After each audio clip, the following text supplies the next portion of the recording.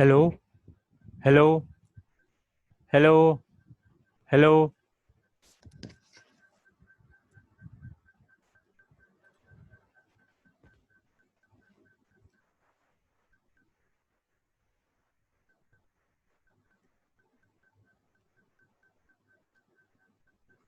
Study what is this hypothesis logistic regression क्यों कर रहे हैं हम इसमें हमें बेसिकली हमारा ऑब्जेक्टिव क्या है हमारे पास क्या डेटा है और हम क्या फाइंड करने की कोशिश कर रहे हैं if any one of you can just tell me like what do you think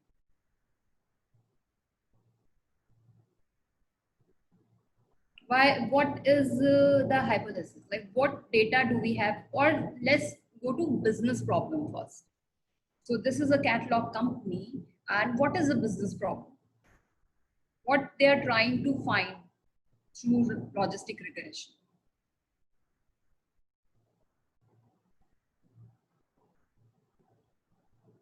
They had data on recency, frequency, and monetary value. So, इससे क्या समझ में आया? Like I discussed this data set. What is the background?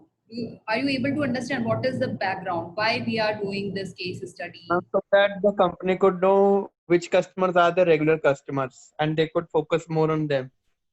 Which customers are their regular customers? Any other points? Any other thoughts on this? Which customers are their regular customers so that they can target those customers? Ma'am, so that they could engage them.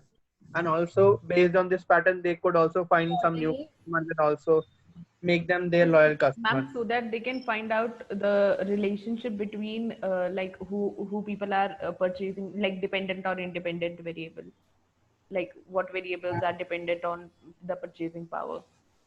Yes, actually to find what all variables are dependent, like, what all, rather I should say, whether recency, frequency or monetary value, these independent variables can explain whether a customer will buy or not.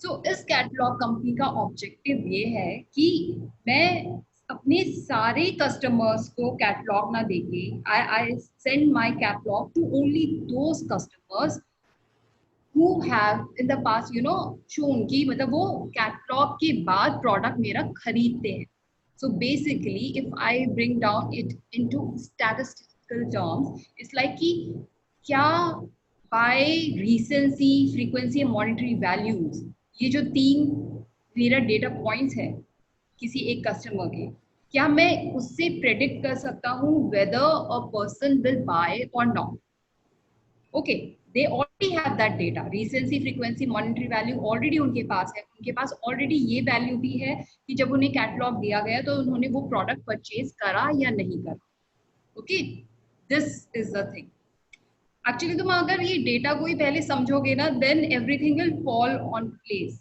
Like you are not clear about what is the business problem here what we are trying to do through logistic regression okay so we are finding a model कि अगर मैं ये तीन चीजें लूँ recency frequency monetary value of a particular customer तो मैं ये प्रेडिक्ट कर सकती हूँ क्या कि वो परचेज करेंगे या नहीं right now I already have this data जैसे हमने रिग्रेशन में किया हमारा हिस्टोरिकल डेटा ऑलरेडी डेटा होता है but we try to fit a model we try to fit our data so that we can predict we can extend our model to all those values for which we don't have a value for purchase for example let's say यहाँ पर एक और customer है जिसकी recency 150 है frequency 10 है monetary value से 50 rupees है क्या वो परचेज करेगा या नहीं we can predict that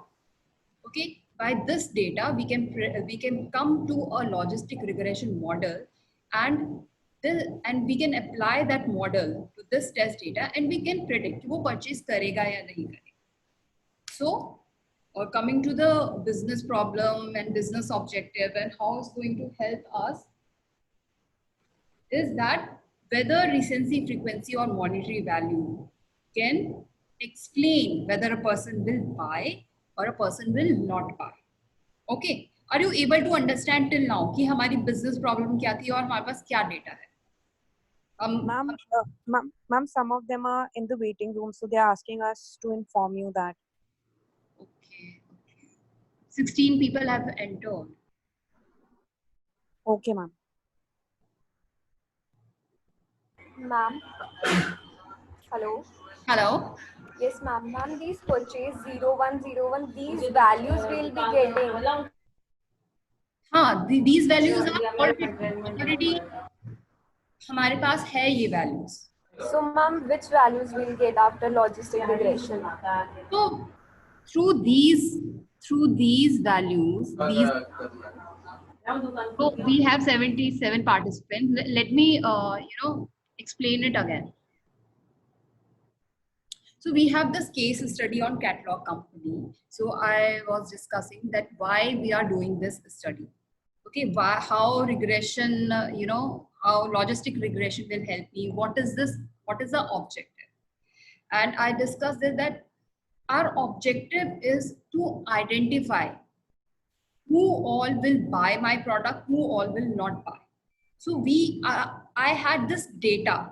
This is like historical data. ये already मेरे पास है कि एक customer, this is customer ID 1, ये customer की recency की value 120 है. Basically 120 दिन से इसने कुछ खरीदा नहीं है, product खरीदा नहीं है. Frequency generally 7 times एक साल में खरीदता है. And monetary value की जो उसकी average इतना amount ही spend करता है. It has as spent, this is the total amount he has like spent as far. तो ये values है. और मुझे ये भी पता चला है कि when I like share that catalog with them, तो उन्होंने purchase करा था या नहीं करा था. This is the data that I already have. और इस डेटा के बेसिस पे मैं अपना एक मॉडल बनाऊंगी. This is the training data. देखो इसमें ऑलरेडी मेरे पास परचेज वैल्यू है, बट मैं क्या कर रही हूँ, I already have this purchase value. Why I am calculating the purchase then? This is just I am running the model on my training data so that मैं ये चेक कर सकूँ कि मेरा मॉडल कितना अच्छा है. बेसिकली मैं इससे ही कंपेयर करूंगी. आई क्रिएट बेस प्रोबेबिलिटी वाला एक वेरिएबल, प्रोबेबिलिटी इसकी कैलकुलेट करूंगी एंड देन आई चेक कि सेम ही है प्रोबेबिलिटी या डिफरेंट है प्रोबेबिलिटी. तो बेसिकली एक बेंचमार्क सेट करने के लिए कि एक्चुअल में हमारी परचेज की वैल्यू ये थी, पर जब मैंने मॉडल से प्रेडिक्ट की तो मेरी परचेज की वैल्यू क्या आई. ये याद है जब हमने लीनियर रिग्रेशन करा था या मल्टीपल रिग्रेशन किया था, हमने कहा था कि एक हमारी ये मीन वैल्यू है, और अगर मीन वैल्यू ना लेके if I run a regression and draw a straight line and then we check this actual की वैल्यू क्या थी और हमारी रिग्रेशन से कितना एक्सप्लेन कर रहा था, और अगर हम मीन वैल्यू लें तो कितना वैल्यू एक्सप्लेन कर रहा था. Isn't it? Are you able to understand this? कि मेरी recency, frequency, monetary, purchase value, this is historical data. All this data I already have. कि उसने कितने दिनों बाद परचेज किया, कितनी बार परचेज करते हैं, क्या अमाउंट है, और उन्होंने फिर कैटलॉग जब मैंने उन्हें सेंड की, whether they purchase that product or not, I have that data also. So already मेरे पास जो सारा डेटा होता है उसके बेसिस पे I am going to train my model. I'm going to build my model. I'm going to train my model based on the actual data. उसके बाद when I make that model, then I check कि अच्छा actual में क्या था और जो मैंने predict किया वो क्या था. It's similar like we did in linear regression कि हम अगर कोई एक ही independent variable लें सेल्स और एडवर्टाइजिंग ना लें, यानी मीन वैल्यू से कैलकुलेट करें, या फिर अगर हम रिग्रेशन लें and we try to explain it through more independent variables, let's say advertising, तो मेरा जो रिग्रेशन लाइन था वो ज्यादा एक्चुअल वैल्यू के क्लोज था या मेरा मीन वैल्यू एक्चुअल वैल्यू के क्लोज था.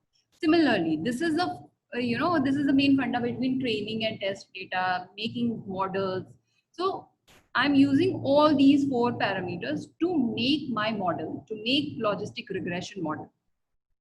Okay, now are you able to understand what all data points I have taken.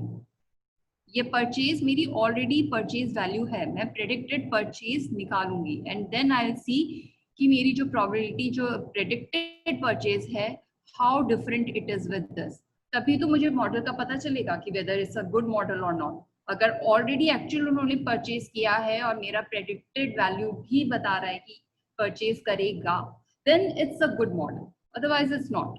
Are you able to understand this? Yes, ma'am. No, ma'am. No what, क्या समझ में नहीं आया? Just break down your question, क्या समझ में नहीं आया?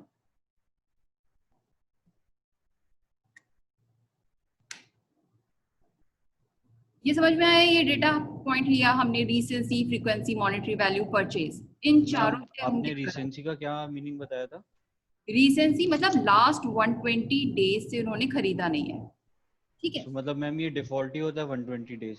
नहीं नहीं नहीं नहीं नहीं, नो नो नो, ये एक कस्टमर का है.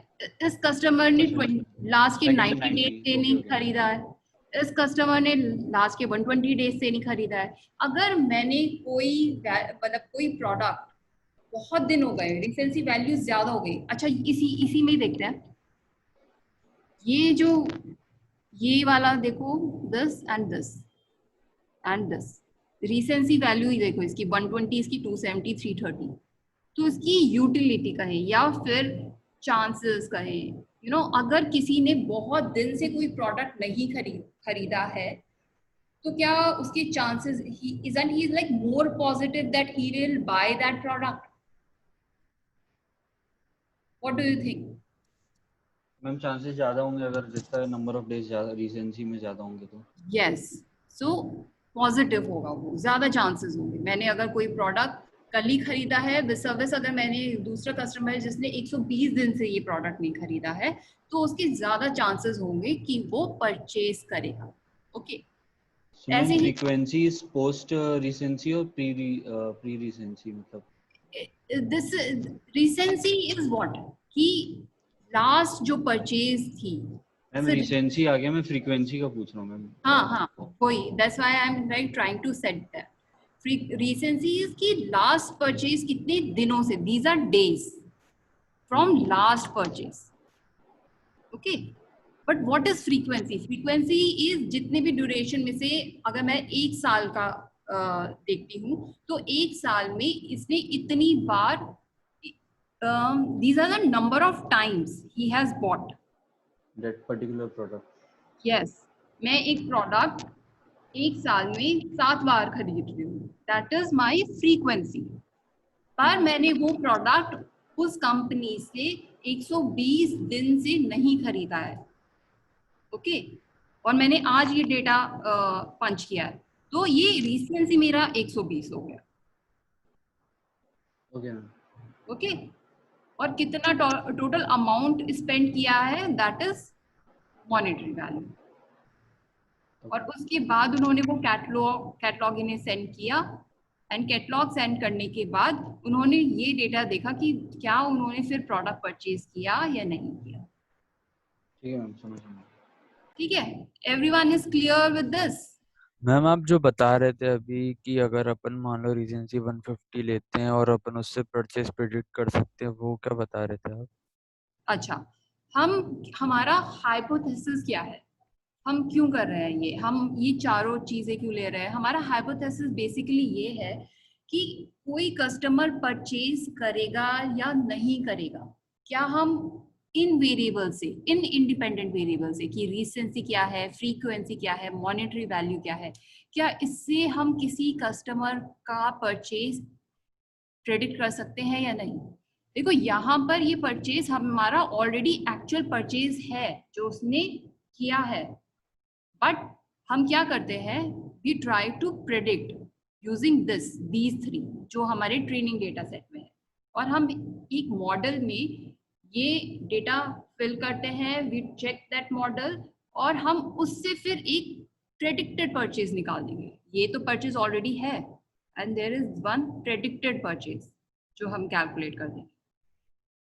And then there are some methods which I will discuss कि किससे पता चलेगा कि हमारा मॉडल अच्छा है या नहीं है? क्या हम रीसेंसी, फ्रीक्वेंसी, मॉनिटरी वैल्यू से क्या एक्सप्लेन कर सकते हैं whether a person will buy or will not buy? Okay, this hypothesis is clear now. मैं इसको देख के लग नहीं रहा ना कि मतलब कि आप प्रिडिक्ट कर सकते हो किसी अलग दूसरी चीज इन तीनों के बेसिस पे परचेज को। वो तो आपको किसी कुछ मॉडल ही लगाना पड़ेगा, कोई ऐसे देख के पता नहीं चलेगा। हाँ, तो हम मॉडल ही लगाएंगे ओके हम ये बस this is like starting point, this is like what we are going to do. Okay okay, logistic regression model ही रन करेंगे हम, उसमें मॉडल फिट हो रहा है या नहीं फिट हो रहा है वो कैसे देखेंगे, वो सब चीज हम लॉजिस्टिक रिग्रेशन से ही कर रहे हैं। So up till now this point is clear ना कि ये डेटा पॉइंट से हम इसमें परचेज की वैल्यू भी है, बट हम इन डेटा पॉइंट से एक प्रेडिक्ट करेंगे कि वो परचेज करेगा या नहीं, और हम ये भी चेक करेंगे कि हमारा मॉडल फिट है या नहीं, and then we can apply that model on our test data set जिसमें परचेज की फिर ये वैल्यू नहीं होगी। बट फॉर द टाइम भी अभी सिर्फ ट्रेनिंग डेटा सेट पे फोकस करते हैं कि हमारे पास ये डेटा था और हम इससे ये प्रेडिक्ट करना है हमें कि परचेज करेंगे या नहीं। Okay, already we have this data, purchase का ऑलरेडी हमारे पास डेटा है, but this is just to build our model and to check कि हम चेक कैसे करेंगे।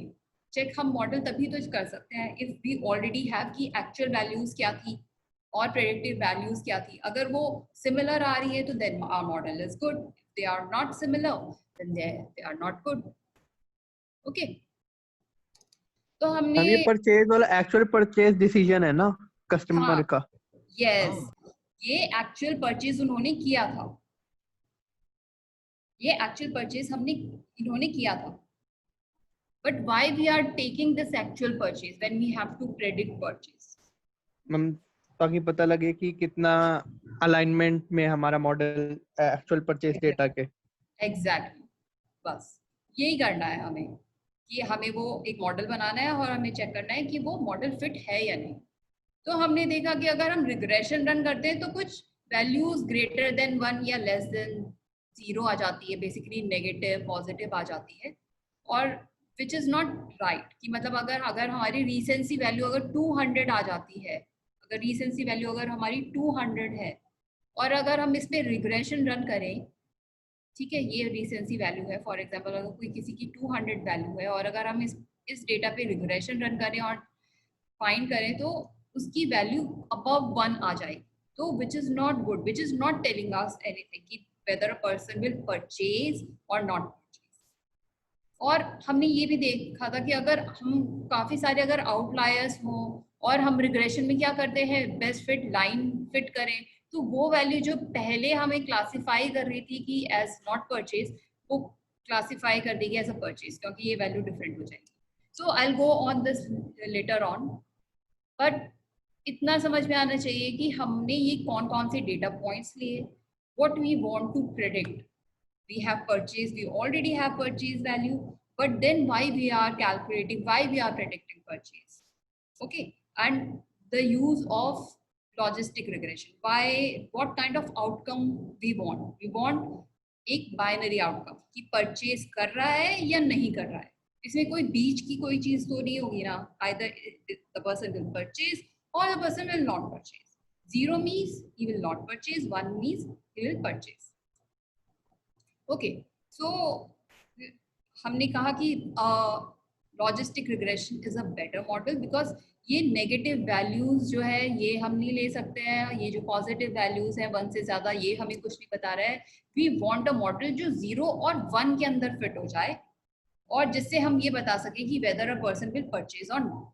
ठीक है, तो हमने क्या किया, इस लीनियर रिग्रेशन मॉडल्स को ट्रांसफॉर्म कर दिया एक लॉजिस्टिक रिग्रेशन में।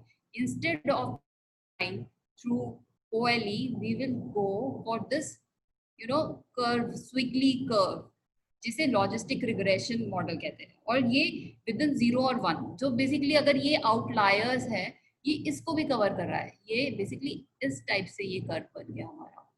ओके, तो जो हमारे आउटलायर्स है उसको भी ये कवर कर देगा। तो y इक्वल्स टू 1, यहाँ पर अगर हम अपना थ्रेशोल्ड रखेंगे, बेसिकली 0.5 अगर हम थ्रेशोल्ड रखेंगे, I will discuss this also. तो ये 0 और 1 में बता रहा है, this is 0, this is 1, okay, कि ये सारी जो वैल्यूज है they will purchase because you know project the data points, you project the data points which are coming on this curve, और ये सारी जो वैल्यूज हैं इसके लिए value is 0, that is these people will not purchase. तो ये समझ में आया? This is just kind of transformation, कुछ नहीं है, बस कि एक लीनियर रिग्रेशन जैसे हमें बता रहा था, प्रेडिक्ट कर रहा था, उससे बेटर है, क्योंकि वो यहाँ पर positive value, higher value greater than 1 भी बता रहा था, यहाँ पर नेगेटिव वैल्यू भी बता रहा था। तो we don't need that, so we have come to this logistic regression एक कर्व के फॉर्म में, ताकि हमारी ये वाली वैल्यूज भी इस पे कवर हो जाए एंड वी कैन से कि ये परचेज करेंगे, और जो नेगेटिव वाले हैं वो इस पे आ जाएंगे and we will say these will not purchase. Basically ये हमारा एक कर्व। तो are you able to understand this? Ma'am तो यहाँ 0.5 अभी आपने लिखा था, वो कहाँ से आया था? हाँ, वो मैं डिस्कस करूंगी, दैट इज थ्रेशोल्ड वैल्यू, याद रखना, threshold value that is basically probability. हमारी जब वैल्यू कैलकुलेट होती है तो हम एक थ्रेशोल्ड रख देते हैं कि अगर किसी कस्टमर की प्रोबेबिलिटी 0.56 है, ओके, या 0.5 है, तो एक थ्रेशोल्ड, बेसिकली एक बाउंड्री ड्रॉ कर दी हमने कि एक 0.5 की बाउंड्री ड्रॉ कर दो, और अगर किसी की प्रोबेबिलिटी इज 0.56 तो वो इससे ऊपर अप्लाई करेगा। बेसिकली हम उसे कैटेगराइज करेंगे कि वो परचेज करेगा। और अगर किसी की वैल्यू 0.49 है, प्रोबेबिलिटीज की वैल्यूज जो हमने कैलकुलेट की वो इससे कम है, 0.5 से थोड़ा सा भी कम, तो उसे हम कैटेगराइज कर देंगे एज 0, बेसिकली वो परचेज नहीं करेगा। मैम बट हमारे जो वैल्यू है वो तो 0 और 1 है ना, लाइक खरीदेगा या नहीं खरीदेगा? हाँ, अब एग्जैक्टली अब खरीदेगा या नहीं करेगा, तो 0.56 को मैं 1 कर दूंगी, ठीक है, 0.49 को मैं 0 कर दूंगी, 0.78 को मैं 1 कर दूंगी, 0.34 को मैं 0 कर दूंगी। तो 1 या फिर 0, यही दो वैल्यूज आएंगी मेरे पास। मैम 0.5 से क्या फिर इंटरप्रिटेशन होगा? तो 0.5 हमने एक थ्रेशोल्ड वैल्यू ली है, you can take any other threshold value, उस पर भी आएंगे हम। अगर हम एक थ्रेशोल्ड वैल्यू 0.5 ना लेके कोई और वैल्यू करें, हमारा कर्व क्या आएगा, बट 0.5 मैम तो 0.5 पे परचेज होगा कि नहीं होगा? हाँ मैम, अब लाइक हमने 0.7 ले ली तो उसका क्या होगा, मतलब 0.7 पे परचेज होगा कि नहीं होगा? हाँ, 0.7 पे 0.7 पे तो होएगा मैम, लेकिन 50% पे 0.5 होएगा नहीं होगा? हाँ मैम 0.5 पे। तो that is what you have said. अगर तुम्हारा थ्रेशोल्ड वैल्यू का फॉर्मूला देखेंगे अभी, ठीक है, व्हाटएवर यू हैव सेड, 0.5 पे परचेज होगा या नहीं, but generally it will be like little higher, 507, okay, 0.50004 कुछ भी वैल्यू होगी, then it's not going to be like एकदम absolute 0.5, कुछ डेसिमल में तुम्हारे नंबर्स होंगे उसमें, ओके।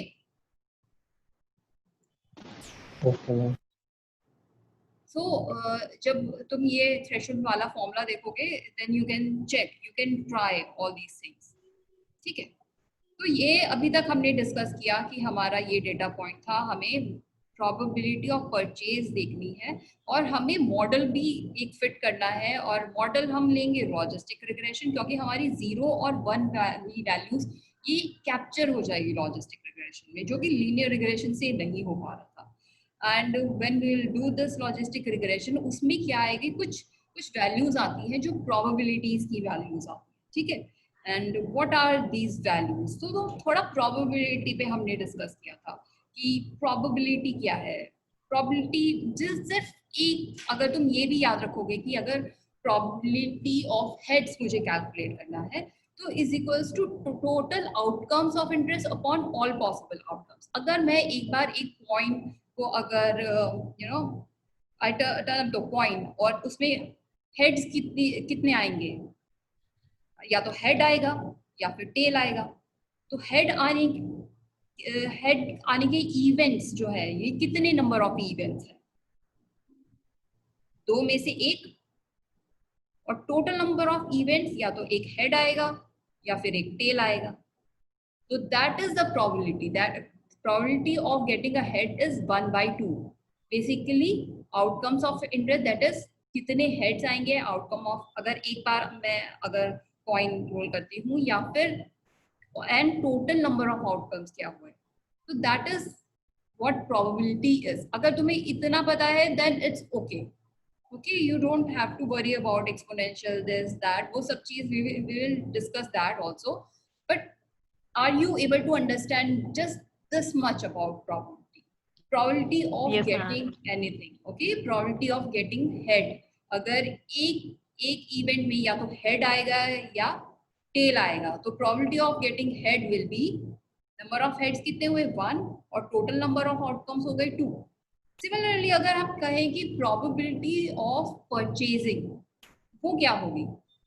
या तो एक आदमी परचेज करेगा और कस्टमर विल आइदर बाय और ही विल नॉट बाय, दो ही तो इवेंट्स हो सकते हैं। एंड इफ आई से what is the probability of buying, तो प्रोबेबिलिटी ऑफ बाइंग क्या होगा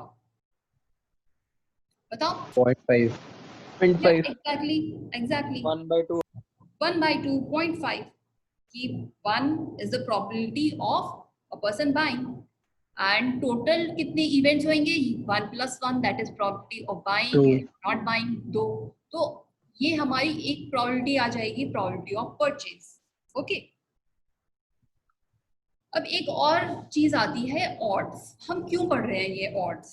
प्रोबेबिलिटी तो समझ में आई, ठीक है, प्रोबेबिलिटी हमें निकालनी भी है, that's okay, that's understood, that's understandable. But why we are discussing odds? Because जो आपका एक्सपोनेंशियल बीटा है, बेसिकली जो आपके कोएफिशिएंट्स आएंगे through logistic regression, they come in this form in terms of odds, okay? So that's why we are discussing about odds. And odds is nothing, just this is probability of buying upon probability of not buying, p by 1 - p, that's it। तो ये difference देख रहे हो तुम? अगर मैं probability of buying बोलती हूँ तो I am dividing by 2, that is all possible outcomes, 1 + 1 2 से डिवाइड किया। But when I am talking about odds, odds means probability of occurring and probability of not occurring, probability कि वो bye करेगा and probability वो bye नहीं करेगा। ये सिर्फ इसका रेशो है। ये समझ में आ रहा है? Yes, ma'am. ठीक है, probability समझ में आया and odds समझ में आया, ठीक है।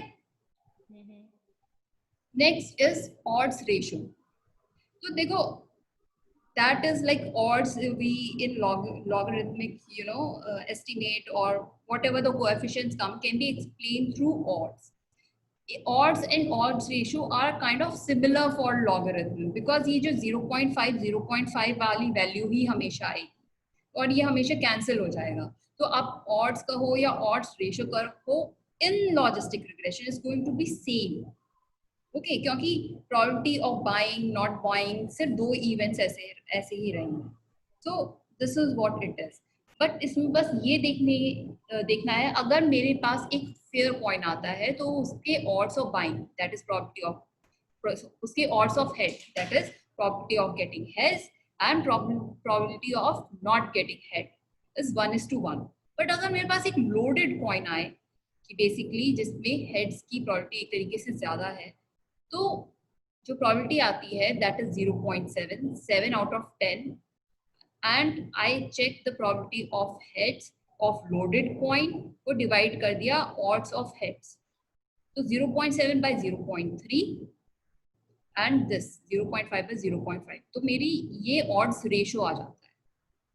Odds ratio is nothing but ratio of odds of head of loaded coin and odds of heads of a fair coin, okay. और ये रेशियो हमें एक ये वैल्यूज दे रहा है। इसका मतलब क्या है? the odds of getting heads on the loaded coin are 2.33 times greater than the fair coin, okay. ये समझ में आया? ये this is something that we will discuss in logistic regression कि उसे जैसे हम अगर इंडिपेंडेंट वेरिएबल्स को जो एक्सप्लेन करते हैं बीटा से, वो हम इस तरीके से एक्सप्लेन करते हैं कि अगर यूनिट इंक्रीज करें इंडिपेंडेंट वेरिएबल को तो प्रोबेबिलिटी ऑफ परचेज कितना परसेंट इंक्रीज होगी. I will cover this again, but are you able to understand probability of an outcome, odds, Yes, probability ma'am. of odds, ये इतना समझ में आया? Okay, so you can go through this. This is again the same thing कि odds ratio क्या होता है, but I'll cover this through RFM example.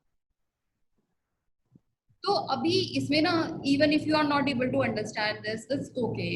You know, I'll again go through all these things. Here comes the equation. हमें तीन चीजें ध्यान रखने की जरूरत है. एक है utility, second is your odds, and third is your probability. Okay, सिर्फ इन तीन चीजों को you know we will say in different terms. So just make note of this thing कि what is utility, कब हम utility कह रहे हैं, what is the you know formula for utility, odds का मतलब क्या होता है, probability का क्या मतलब होता है. सबसे पहले what is utility?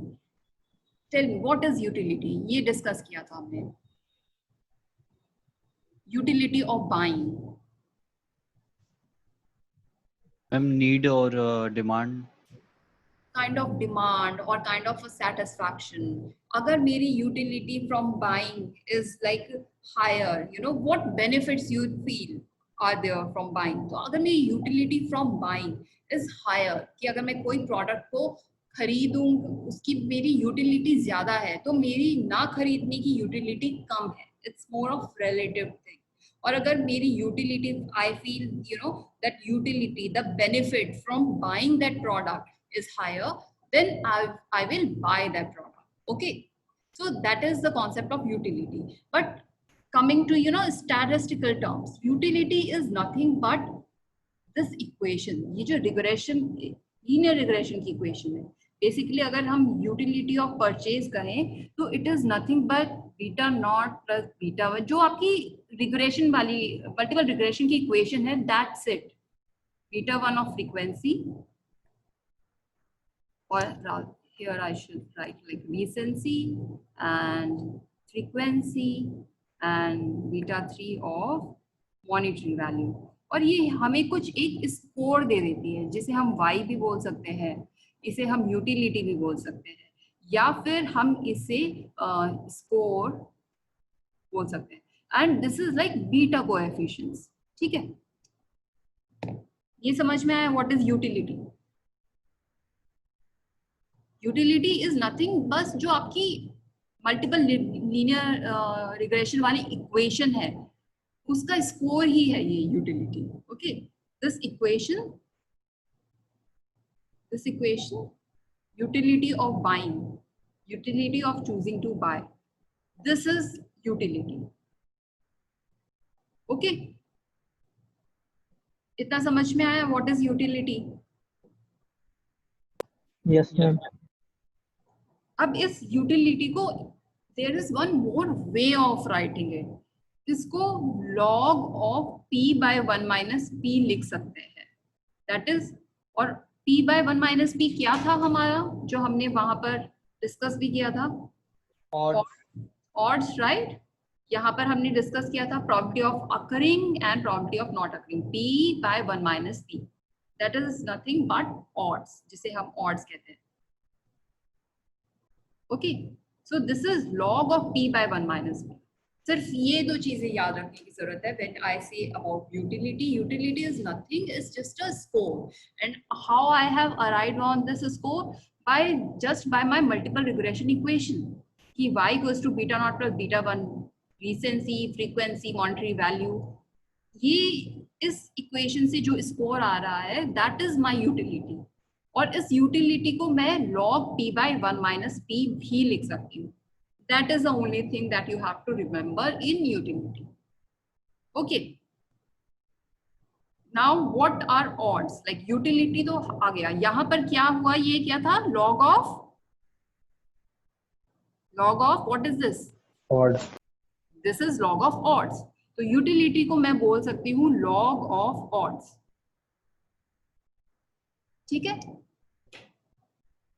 Again utility is log of odd, log of p by 1 minus p, purchase and not purchase, that is odds. It's so I can call it as log of odds, and this is my utility, and this is nothing but just the score which I can get from this equation. This is more kind of a regression equation. Okay, beta naught plus beta 1 recency, frequency, monetary value, because these three are my independent variables. तो ये तो यहाँ पर तो अभी straight line regression equation ही दिख रही थी, but what is this that odds and what is this probability, इससे हम कैसे लाएंगे? सो ऑड्स क्या होता है? p by 1 minus p। अगर मेरे पास यूटिलिटी गिवन है तो मैं ऑड्स कैसे कैलकुलेट करूंगी? मेरे पास log of p by 1 minus p है, जो मैंने बोला कि this is utility, isn't it? अगर मेरे पास log of p by 1 minus p that is utility है, तो मैं ऑड्स कैसे कैलकुलेट करूंगी? And odds is p by 1 minus p, which means मुझे log ये हटाना होगा, इजंट इट? ये मैं log हटा दूंगी तो मेरा ये वैल्यू आ जाएगी p by 1 minus p। Yes, ma'am. Yes, ma'am. Yes, ma'am. Yes, ma'am. बस वो ही करना है। सो बेसिकली दिस log का बेस e होता है, this is a natural log. Okay, you don't have to like go into log से exponent क्या करते हैं क्या नहीं करते हैं, नहीं, there is you know there are like you have to just be ready with this thing कि यूटिलिटी का मतलब क्या होता है? Is log of p by 1 minus p, but when I want to calculate what are odds, तो इसका मतलब है कि मुझे ये log हटाना है, and that is nothing कि आप उसका exponential ले लो, because log and exponential are inverse. It's like taking anti-log. It's like आपका ये log हट जाएगा, and this is what we did here. ये जो anti-log लिया, basically ln means log of e. It's a natural log.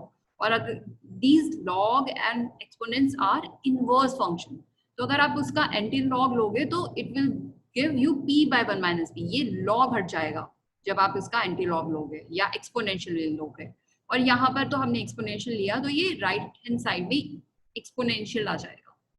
Okay, and this p by 1 minus p, ये वैल्यू हमारी आ गई which is called odds.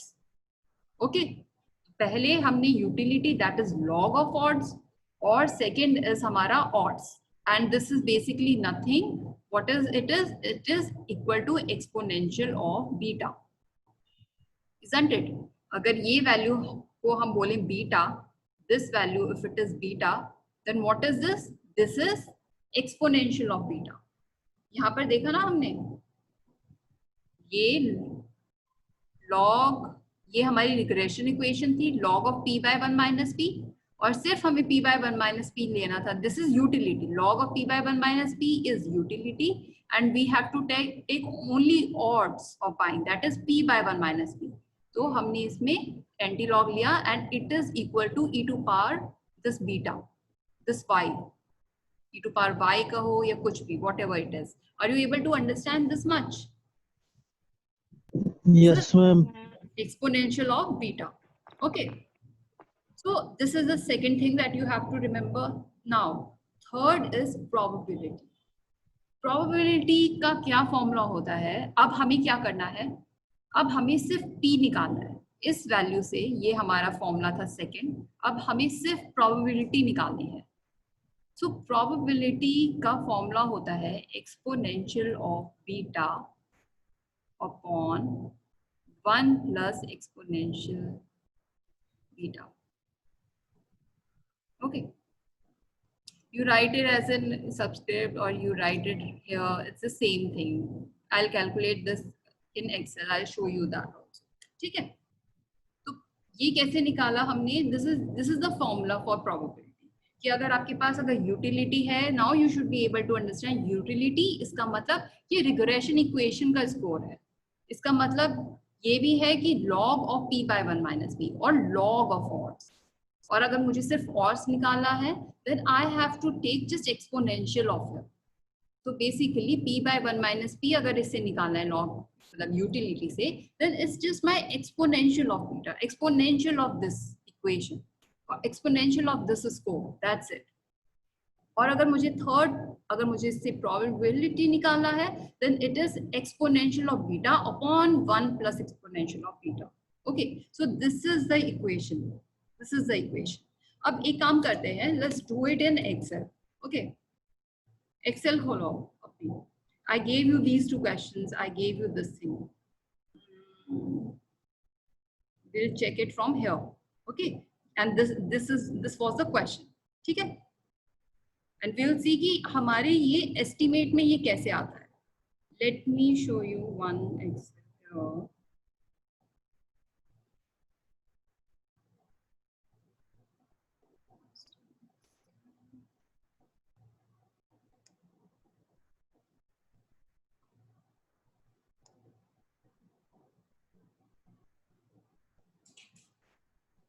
Okay, so are you able to see this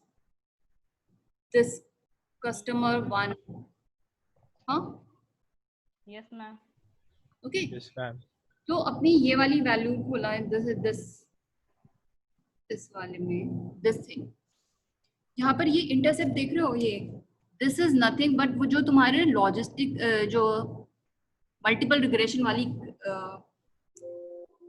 है, basically this equation, recency beta 1 beta 2 beta 3 beta naught, this is nothing but this, ये intercept recency frequency monetary value. अब क्या हुआ, beta की value is -30.2977. Are you able to see in this Excel now? Yes, ma'am.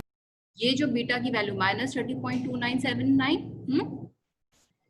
अब क्या किया मैंने, beta की value and beta 1 is what is 0.11. Are you able to see this formula also into 120 कर दिया मैंने ये, क्योंकि फर्स्ट कस्टमर की रिसेंसी वैल्यू 120 है. तो basically beta 1 this value 0.11142 recency से मल्टीप्लाई किया, ऐसे ही मैंने फ्रीक्वेंसी से मल्टीप्लाई किया 0.594. You can do this calculation और rather you should do it along with me. Excel खोलो, check, do these calculations. Beta 1 की वैल्यू यहाँ से इस वाली स्लाइड से लो, what is the intercept, what is the recency value. Okay, तो हमने ये beta value, beta 1 into recency, beta 2 into frequency, ये हमने लिया और हमने यूटिलिटी कैलकुलेट करी. यूटिलिटी मतलब इन सबका एडिशन, ठीक है, इन सबका सम. वही तो मैंने डिस्कस किया था यहाँ पर. Just one second. The same thing that I was discussing here. Utility. ये जो इक्वेशन है इसका स्कोर, ओके, ये मेरी यूटिलिटी -5.78 कैलकुलेट हो रहा है ये. मैम बट दोनों में हमने अलग अलग क्यों वैल्यू लिए? किसमें अलग? मतलब एक्सेल में रिसेंसी का हमने 120 से मल्टीप्लाई किया, बट आर में we have taken the default value. नहीं, दिस इज, देखो ये वाली वैल्यू देखो 0.1114175, ये मैंने सिर्फ फर्स्ट कस्टमर का किया है. ये फॉर्मूला देख रहे हो, 0.111, यही वैल्यू है ना आर में भी? हाँ मैम. तो मैम उसमें हम लोग 120 से मल्टीप्लाई नहीं करेंगे आर में? नहीं, वो हर एक वैल्यू के लिए ये कैलकुलेट करके दे देगा. I am just showing you so that you can अगर एक इंडिविजुअल कस्टमर का तुम्हें मैनुअली निकालना है और to understand this calculation in Excel better way, तो you can see it in this कि ये जो लॉजिस्टिक रिग्रेशन के ये जो एस्टिमेट्स है, ये कोएफिशिएंट्स है, इससे अगर मुझे फर्स्ट कस्टमर की रिसेंसी, फर्स्ट कस्टमर की ऑड्स ऑफ बाइंग, बेसिकली इस कस्टमर का अगर मुझे ऑड्स ऑफ बाइंग निकालना है या इसकी प्रोबेबिलिटी निकालनी है, तो I can calculate it from here and will check कि क्या वैल्यू आती है. ठीक है, तो are you able to understand this much?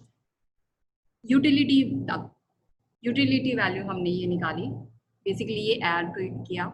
अब now the second thing is odds. Utility को क्या बोलते हैं? लॉग ऑफ ऑड्स भी बोल सकते हैं या log of p by 1 minus p. It's the same thing.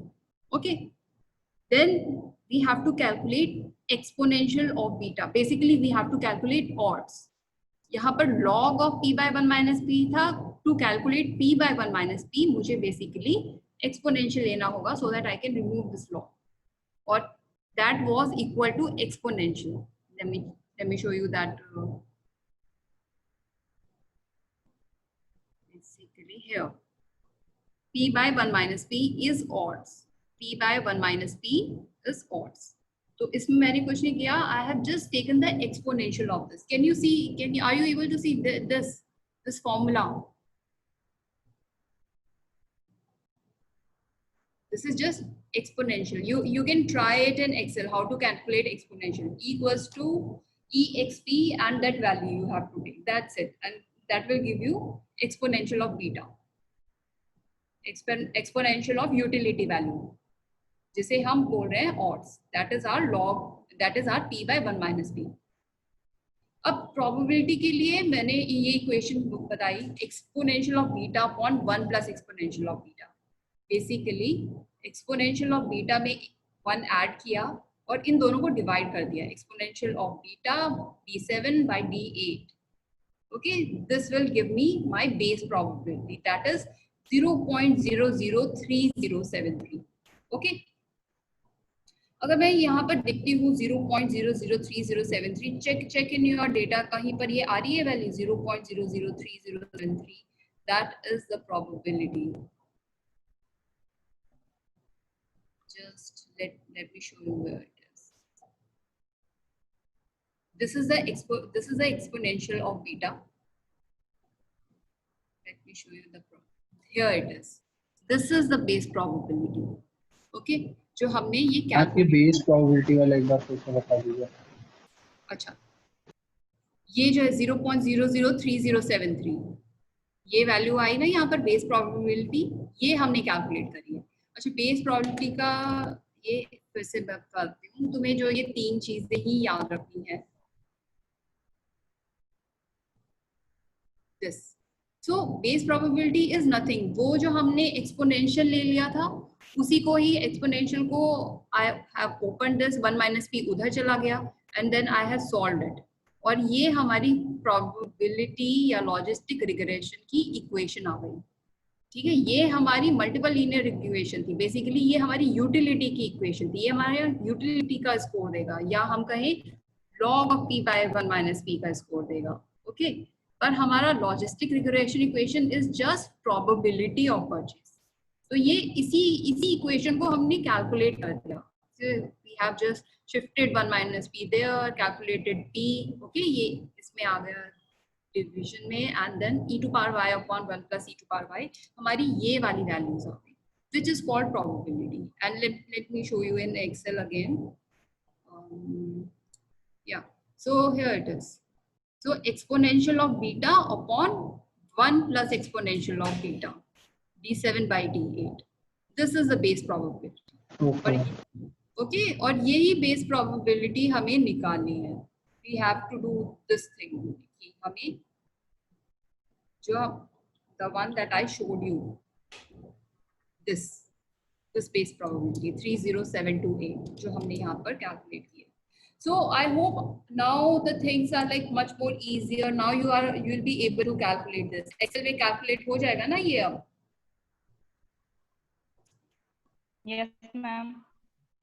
Yes, ma'am.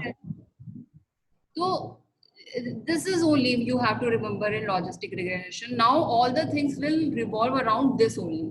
कि एक यूटिलिटी का स्कोर था जो हमारे रिग्रेशन इक्वेशन टाइप से आया, जिसे हम log of p by 1 minus p भी बोल सकते हैं, और हमें p by 1 minus p यहाँ से पता है कि it's actually odds.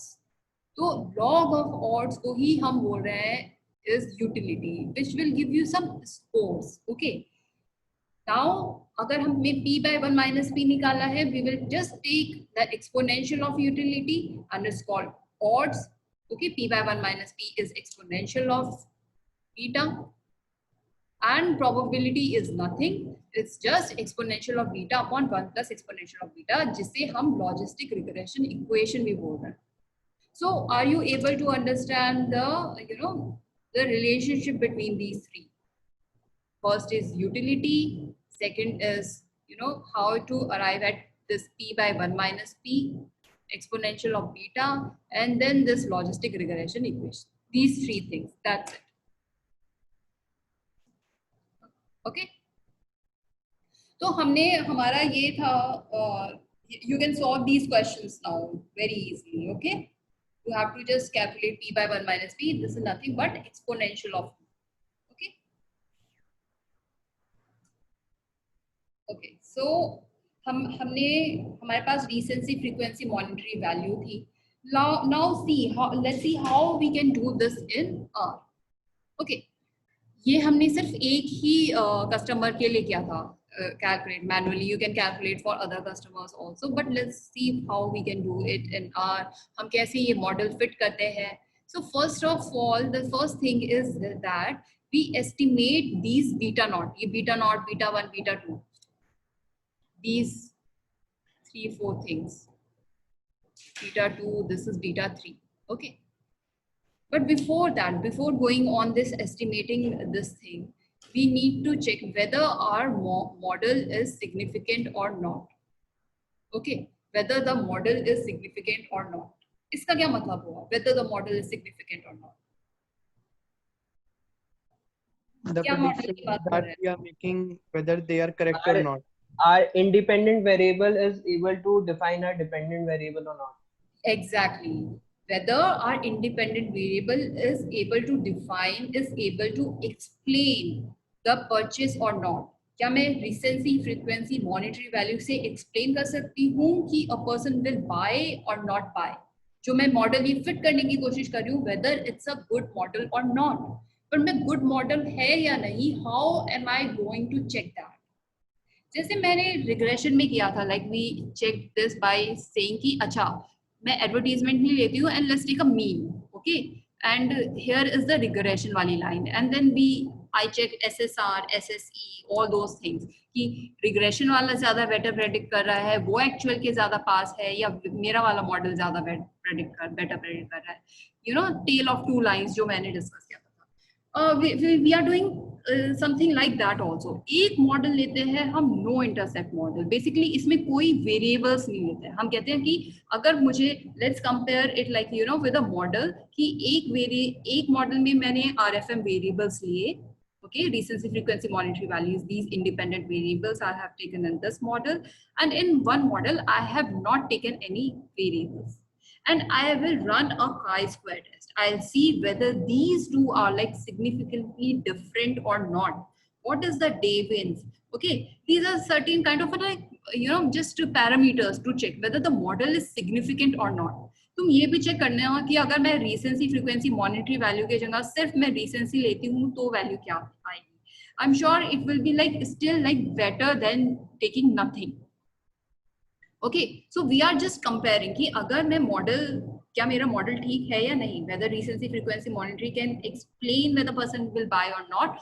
How am I doing it? एक model create करते हैं, let's say call it model 1, जिसमें हम कोई भी variables नहीं लेंगे. And take second model and call it model 2, जिसमें हमने recency, frequency और monetary value ले लिया. और मैम लेकिन जो हमने पहले वाला R में रन किया था उससे ही पता लग जाएगा कि मॉडल सिग्निफिकेंट है या नहीं R की वैल्यू देख के मैम. उसमें कैसे, कौन सी वैल्यू? मैम जो पहले वाला हमने किया कि सबकी वो बीटा नॉट की वैल्यूज निकाली थी और उसके बाद उसको इंडिविजुअल पर्सन की वो RFM वैल्यू से मल्टीप्लाई करके कर रहा, उधर ही मैम लग जाएगा हमें. तो उससे हमें क्या पता चलता है? उससे हमें वेरिएबल का पता चलता है, whether that variable is good predictor or not. और वैसे भी वो एक इंडिविजुअल कस्टमर का है, but still that will tell you, उसी पर जाता है. यहाँ पर तुम बात कर रहे होंगे ना, ये वाली बात ना, this thing, no? Yes ma'am. हाँ, तो this is just telling us recency, frequency, monetary value, हर एक वेरिएबल recency की क्या, frequency की, monetary value. ये याद है जब हमने लीनियर रिग्रेशन या मल्टीपल रिग्रेशन किया था, एक तो हम वैल्यू देखते थे सबसे नीचे, अनोवा वैल्यू, ओके, जो पूरे मॉडल का सिग्निफिकेंस प्रेडिक्ट करता था, मॉडल के बारे में बताता कि मेरा whole model is good predictor और नॉट. एंड एक हम बीटा कोएफिशिएंट्स की टेबल भी देखते थे, उससे हमें पता चलता था whether that variable is a significant predictor और नॉट। यहाँ पर तीनों वेरिएबल सिग्निफिकेंट प्रेडिक्टर है and even we can see कि रीसेंसी की वैल्यू ज्यादा इंपॉर्टेंट कौन सा है, फ्रीक्वेंसी की value. But whether this whole model की रीसेंसी, फ्रीक्वेंसी, मॉनेटरी वैल्यू, ये तीनों when tell can explain this, whether a person will buy or not। पूरा मॉडल को जो हम अगर टेस्ट करेंगे to check that we have to see that with a model which has no such values, recency, frequency, monetary value नहीं होगी। Okay, are you able to understand the difference between that and this? Yes ma'am। वो सिर्फ आपको एक variable का बताएगा कि जो उससे आगे एक रीसेंसी का जो टेबल था वो कि रीसेंसी का इतना बीटा वैल्यूज है, तो यहाँ पर वो नेगेटिव कॉज वो जो whatever का आई स्क्वायर वैल्यू और पी वैल्यू से तुम्हें ये पता चलेगा whether recency is telling it or not, whether frequency is a significant factor or not, whether monetary value is a significant factor or not. But my question is whether taking all these three together, recency, frequency, monetary value, whether through this I can explain a person will buy or a person will not buy. पर जो training data set यहाँ location वाला, उसमें भी ma'am हमारे पास 3 variable थे ना कि प्राइस ऑफ पेट्रोल और कितने किलोमीटर्स पे हमने रिफिल करवाया है, तो मैम उसमें भी सेम मॉडल लगा के हमने प्रेडिक्टर करा था, उसमें भी इजीली आ गया। तो मैम इसमें क्यों नहीं आ रहा वो? इसमें मैम 3 वेरिएबल ही तो है मैम इसमें भी, तो which one is more prominent? तो मैम उसमें ही पता लग गया कि petrol price where we at the location where we refilled the tank was the most prominent variable among all the options। हाँ, तो वो तो हमें उस वाले इससे पता ही चल जाएगा ना, इससे पता चल जाएगा जो तुम पेट्रोल का which one is like most important, वो तो तुम्हें इससे भी पता चल जाएगा कि बीटा वैल्यूज कितनी है, उतना ही उसका वेट होगा, उतना ही उसका स्कोर कैलकुलेट करने में वेट होगा। एक अनोवा वैल्यू, यहाँ पर कुछ एक वैल्यूज आती थी ना, आई कांट शो यू अभी मल्टीपल रिग्रेशन, पर वहां पर देखना एक तो ये वैल्यूज थी, एक था मॉडल आर स्क्वायर आती ही और एक एडजस्टेड आर स्क्वायर आती ही मैम नीचे। But there was one more p value, एक और वैल्यू आती थी जो नीचे यहाँ पर दी होती थी, and I told you to check that value first कि मॉडल सिग्निफिकेंट है या नहीं। पी वैल्यू मैम, या यहाँ पर भी एक पी वैल्यू, ये तो इंडिविजुअल पी वैल्यूज थी ही, वहां पर भी इंडिविजुअल पी वैल्यूज थी, एक पूरे मॉडल की जो पी वैल्यू थी, ठीक है। वहां पर वो मीन से कर रहे थे, यहाँ पर हम क्या कर रहे हैं, यहाँ पर हम दो मॉडल देख रहे हैं। एक मॉडल हम कहते हैं कि हम रीसेंसी, फ्रीक्वेंसी, मॉनेटरी वैल्यू नहीं लेते हैं, ऐसे ही परचेज को एक कांस्टेंट वैल्यू दे देते हैं, एंड देन सेकेंड इज कि let's see recency, frequency and monetary value, and हम देखते हैं कि what is the deviance. Okay, we'll discuss about this. What is the deviance about this? And this is nothing. This is just like degrees of freedom are 3 independent variables. This is just comparing एक model को दूसरे model से, कौन सा model ज्यादा better है। हमारी ये वाला मॉडल ज्यादा बेटर हम इसलिए कह रहे हैं बिकॉज यहाँ पर हमारा रेजिडुअल डेविएंस ये कम कर दे रहा है। This is the thing, and अब वो you can check that also कि सिर्फ रीसेंसी नहीं, मैं एक मॉडल बनाती हूँ जिसमें सिर्फ मैं रीसेंसी, फ्रीक्वेंसी डाल देती हूँ, let's not take monetary value, उसकी वैल्यू भी इस मॉडल से जिसमें हमने कोई भी वेरिएबल नहीं लिया है उसकी भी वैल्यू उससे बेटर होगी। So this is the reason when you were asking me, day before yesterday in our last session, कि हमारे पास कुछ बेंचमार्क क्यों है, हमारे पास कट ऑफ क्यों है। Cut off is just that कि आप एक मॉडल, ये मॉडल से बेटर कर रहे हो, then your model is better. आप मॉडल 1 से बेटर कर रहे हो या नहीं, whether your chi-square value is telling you that it's significant, it's better than that, then it's better. Okay, so this is what you do. This is the first thing that you have to do. Okay, you have to just check whether the model is significant or not. इसे likelihood ratio test भी बोलते हैं, overall significance of the model. You have to just check this chi-square value whether it's 0 or not, या फिर residual डेविएंस से भी आप देख सकते हो कि ये फर्स्ट वाले मॉडल का है जब हमने कोई भी इंडिपेंडेंट वेरिएबल्स आरएफएम वैल्यूज नहीं ली थी। यहाँ पर रेजिडुअल डेविएंस कितना ज्यादा है, बट यहाँ पर कितना कम हो गया है, तो दिस इज बिकॉज ये कम हो गया है, दिस नो कट ऑफ। बट if I am comparing these two models, model 1 and model 2, I can say that model 2 is a better model. Basically recency, frequency, monetary value से I can explain whether the person will buy or not. Okay, I hope कि आज इतना समझ में आया होगा। Hello हम आया यस मैम। मैम एक बार इसकी रिकॉर्डिंग अपलोड कर दीजिएगा। Yes ma'am. I'll upload the recordings. Also go through the. I'll upload this PPT also. ठीक है? Recording and PPT, your RMD file, your data. Okay? खुद भी चेक करके देखना अगर मैं एक मॉडल में से ये वाला वेरिएबल हटा देती हूँ, you know, it will be like much more clear. Also तुम्हारा ये जो एक्सेल में जो कैलकुलेशन किया है यही क्वेश्चंस फिर से करना for customer 1, for customer 4, for customer 5, calculate that. ठीक है? And on Wednesday we are meeting and then we will decide whether you need extra class for this or not. Okay? We will take the call there. Okay? Ma'am mid term का syllabus logistic regression यही तक ही है? हाँ. Basically your regression and your logistic regression. In regressions we discuss advertisement, sales, promotions और यहाँ पर logistic regression. Yes. Ma'am, what type of questions will come in midterm exams? Like, ma'am, would it be a theoretical one or thoda practical ही आएगा? No, it will be mix of both. It will be mix of both. It's a very practical subject. So ma'am, accordingly ma'am, like इस समय तो हम practical as in हम data set लेके कर रहे हैं. So like ma'am उसमें screenshot आएंगे R के and we have to predict accordingly, right? Ma'am, provide us with a sample question, sample test, also sample question. Okay, what I'll do, I'll upload 3-4 questions, but it's like जो आपका output है आपको वो predict करना है, मतलब output को analyse करना है. Basically what is this, you know, say this is for example this is the output, what is this telling us? This telling us this second model is a better fit, isn't it? तो इस type के. Okay, I'll upload 3-4 questions and it's more of like जो तुमने data problems करी है, जो assignment cell promotion में किए थे, वही सभी हमने किया था. रिग्रेशन में किस टाइप का असाइनमेंट किया था, उसका क्या मतलब था. And assignment of sales promotion I have uploaded one recording on that also. Interaction effect क्या होता है जो हमने एडवर्टाइजिंग में करा था, इंटरैक्शन इफेक्ट को कैसे रीड करते हैं. इसका मतलब क्या है कि सेल्स दिसंबर में अगर डमी वेरिएबल हो गया तो सेल्स कितनी कैलकुलेट होगी, उतनी उससे ज्यादा होगी, कम होगी, टोटल सेल्स क्या होगी. I'll share that assignment PPT also with you and that video I have already uploaded. Okay. Any other queries? No ma'am. So ठीक है, ये करना and then that Excel, you know, in that Excel also calculate yourself manually कि exponential of beta क्या हुआ. And in next class I'll discuss about exponential of beta. I'll also share one more thing that is like हम कैसे check करते हैं कि ये model अच्छा है या नहीं है. There are 3-4 ways. One is this likelihood ratio test. Then there is this ROC curve. There is confusion matrix. Confusion matrix basically एक matrix होती है where is actual कितना था और हमारा predicted कितना है, वो हम compare करेंगे.